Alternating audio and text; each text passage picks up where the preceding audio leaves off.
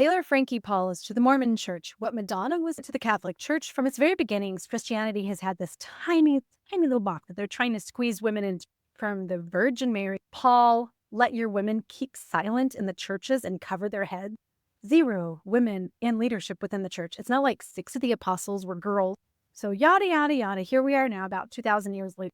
In that little box of virginal submission and childbearing has never expanded. And for young women especially, we really only had 2 options. Either be the perfect church girl, the wife, the mom, the modest little homemaker, or go out there and be a crazy, raging cat lady, women's lib, lesbian, and get an abortion. So I spent my whole childhood in a devout Orthodox Mormon family, squeezing myself into that box as tightly as I could because I had no other options. And then one day I was babysitting and I turned on my neighbor's MTV cable channel, and Madonna, who I had never heard of, had these flaming crosses behind her and she was singing like a prayer, and my whole life changed. And honestly, Madonna made me a rebel. I had my boyfriend drive me to a record store where I bought my own Madonna vinyl, which I kept literally in between my mattresses and would only play when my mom and dad were gone.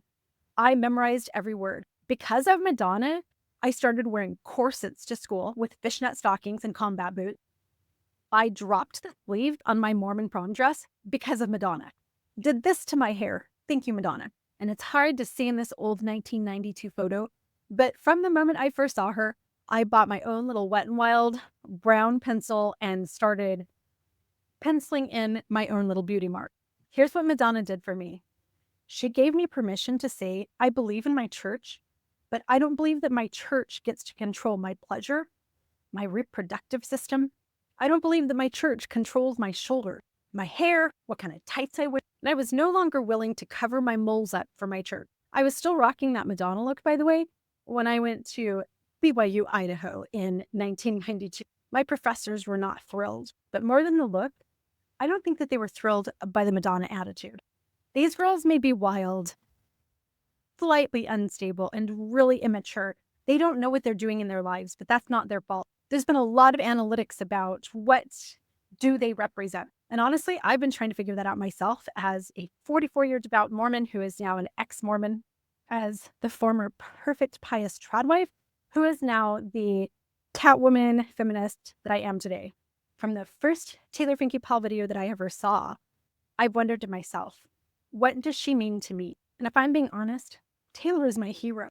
She is yet another young woman caught in the cogs of a very powerful, very controlling and manipulative patriarchy. And if I was going to say what I think that her message to the world is, it's simply this: fuck the box. In the same way that Madonna literally called herself Madonna, the mother of Jesus, the way that she wore her crosses proudly, the way she danced in front of Catholic churches, and the whole Catholic world called her satanic and the Pope disavowed her, when really she had been the one who disavowed him first. To take back her own relationship with her own spirituality and to create a religion that was safe for women.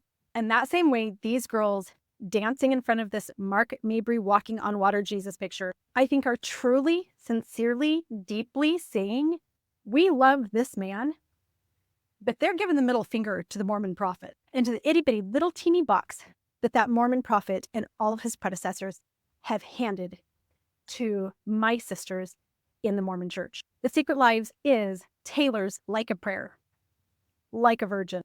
This woman is making her own damn box.